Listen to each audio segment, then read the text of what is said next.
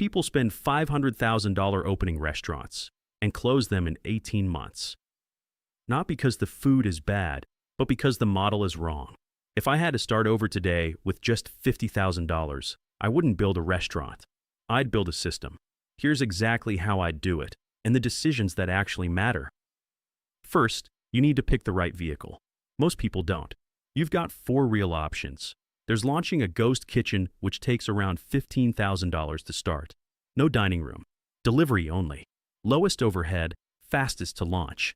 Best for testing a concept without risking everything. Then, of course, there's a food truck which requires around $30,000 to $35,000.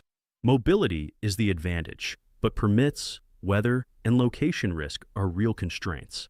Recently popular is the pop-up series, which is the least expensive at $5,000 to $10,000. You borrow or rent space. This is great for building a brand and following before committing capital. Or the traditional small dine-in for likely $80,000 minimum, but realistically much higher.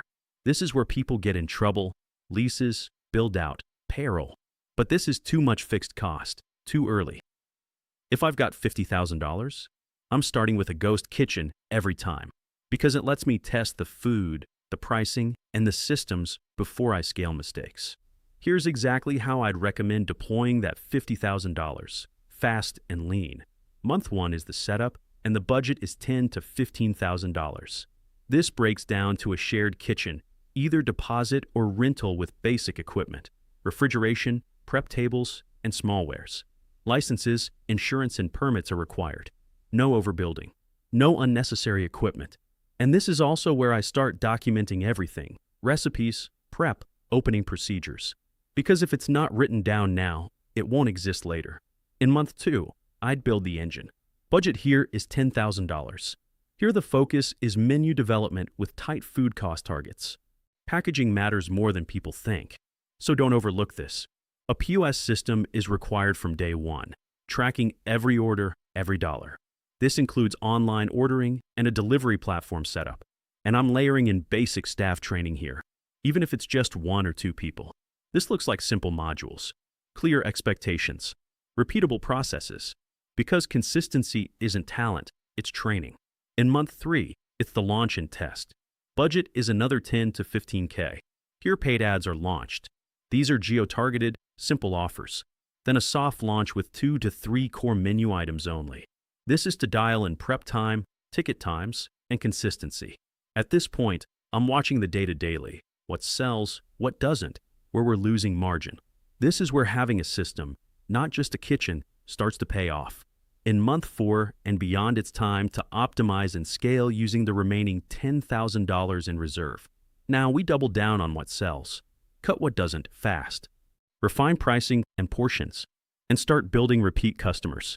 And now I tighten training and systems again, because what got you here won't hold up under volume. At this stage, the goal isn't revenue, it's predictability. It's important to note the 3 things most people skip, and this is where most operators lose. 1. No real business plan. They don't have a document, a working model. They start with no idea of costs, margins, or break even. If you can't map it, you can't fix it. 2. No POS from day 1. If you're not tracking data immediately, you're guessing, and guessing kills restaurants.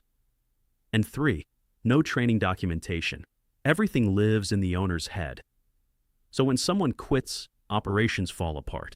This is why operators who invest early in structured training and systems, even simple ones, scale faster and make fewer expensive mistakes. I've got a pre-opening checklist with 147 items. Most operators miss at least 60 of them. Grab it free below. And if you're serious about building this the right way, start with your systems, not just your menu. Don't forget to subscribe to get notified of new videos, like tomorrow, where we talk about the most important hire in your restaurant. Hint, it's not the chef,